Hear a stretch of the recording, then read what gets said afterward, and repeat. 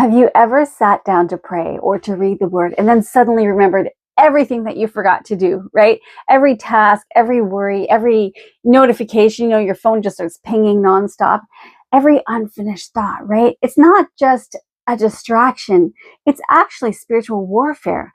In Mark chapter 4, verse 19, it says, the cares of this world, the deceitfulness of riches, and the desire for other things entering in choke the word, and it becomes unfruitful. And so Jesus is telling us that the word doesn't get choked out by sin necessarily, right? It gets choked out by distraction, the cares of this world. They're not evil things necessarily. They're everyday things, right? Responsibilities, schedules, emotions, demands, those crazy notifications that never end. That mental clutter. And the enemy doesn't need to tempt you with rebellion and sin if he can actually bury you in busyness, right? He doesn't need to silence the word if he can simply just drown it out. And he does not need to harden your heart if he can scatter your attention. And this is why hearing God feels difficult in such a distracted world, right? Your attention is the doorway to a good spiritual life. And so before the word can take root, your attention has to actually be reclaimed. Before your heart can receive, your mind actually has to be quieted. And before you can hear God clearly, you must choose which voice gets your focus, right?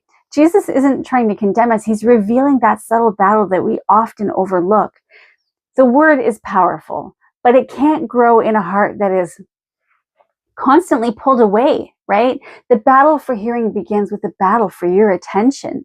And so here's something to think about, something to ponder. What has been capturing your attention more than God? And what is he inviting you to lay down so that you can hear him again? I mean, that takes some serious pondering and some serious repentance when you think about it.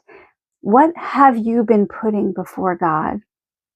What distraction are you allowing to enter your mind more than the words of our Father? So I feel conviction. I'm going to sit and ponder this, and I hope that you do too. Because I think it would be very important to come to the conclusion of what it is that's taking our attention and what it is that we need to lay aside so that we can spend all of our time focusing and listening in to what God has to say and making him our focal point, especially because in this world filled with distractions, filled with regular cares of this world, it would be important to take out the things that are not necessary, right? Happy pondering, guys. God bless. Until next time.